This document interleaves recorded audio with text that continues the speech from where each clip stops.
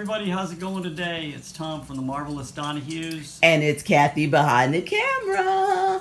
Welcome everybody to Vlogmas week number 3. Vlogmas week number 3. If you don't already know, my name is Kathy. My name is Tom. And we are the Marvelous Donohues, and we are doing Vlogmas. But as we said before, you guys, we're only doing Vlogmas for 4 weeks.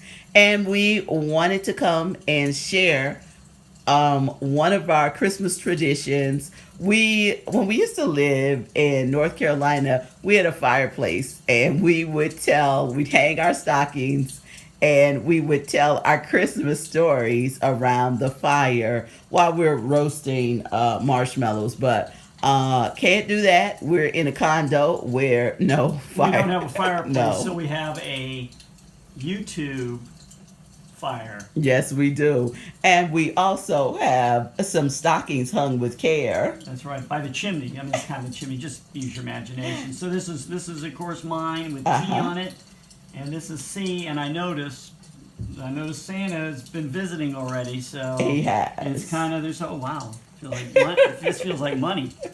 I don't want to get anybody excited around here, but and we have different years. We put on different. We have different stockings for different years. So we have some other velvet ones. So that's what we may do next year. So. We may. So Tom's going to start off. He's going to tell one of his favorite Christmas stories, and it's about his dearly departed twin sister, and she is wonderful. So we as many kids do, we went to go visit Santa at the mall one year, and this was, I think we were probably, I don't know, 6 or 7 or 8 or 5 or whatever. So we were young, right? So we went to the mall, and it was kind of a long line, but we went there, me and my dad and sister, and Dad had a brilliant idea at the time. He said, "Hey, you know what? Let's have Mary Ann's my sister's name. Let's have Mary Ann take a picture with Santa." And then we'd snap pictures. And those days, of course, we had Kodak film and Kodachrome and what do you call that? Kodachrome or whatever it's called. Anyway, so we said, well, I don't know. Mom and I were like, I don't know if that would be a great idea. But Dad said, well, let's do it. We said, all right. So we got all the way up to the front of the line, and I sat on Santa's knee, and I said, hey, this is what I want for Christmas. He goes, okay, great, thank you. And I left. And then my sister got on, and all pandemonium broke out. My sister liked to, she had this habit where she liked to grab things, right? So she liked to grab various pieces of clothing. And in this case, she really had her mind set on one thing, Santa's beard. So she's starting to pull on this old man's beard. And I don't know, I think it was real because he was like screaming and hollering. Was he screaming, Tom? Was he screaming, Tom? Oh my gosh! I think I hurt my stomach on that one. But yeah, so she's grabbing and of course me being whatever, like I said, 6, 7 years old or whatever, was mortally embarrassed. And Mom's like, oh gosh, I wish I was somewhere else doing something else. And anyway, long story short is that was not a positive Santa experience, but it was a little bit funny, and we can laugh at it now. And that's my story. Okay, you said you had one more. I have one more, yeah. I have one more story. So this is when I was a little more precocious as I was growing up. And I was about 10. And I said to myself, you know what?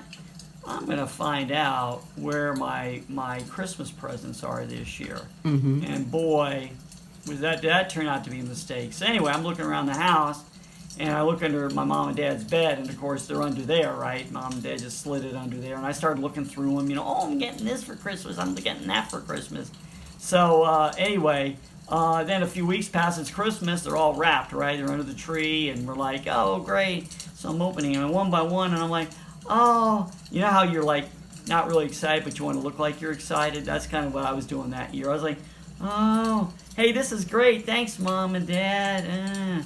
because I already knew what I was getting. So guess what? I told my wife, I said, you know what? Never again. And that's been for many, many years now. Never again did I ever like look in packages or look for Christmas presents because I didn't want to ruin the surprise. Because that's what Christmas means to me. Mm-hmm. Keeping that surprise. Keeping that surprise. How about you, sweetie? I don't have any real. I was trying to think of a really good Christmas story.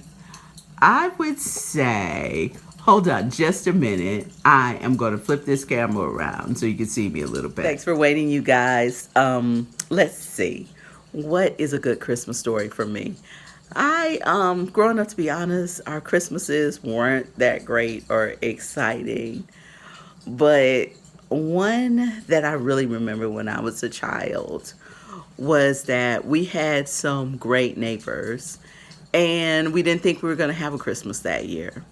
And our neighbors got together, and the night before Christmas, I was looking out the window, and I saw my next door neighbor coming up the street. And he and his wife, I'm sorry, you guys, he and his wife had just like boxes and bags and all these things, right?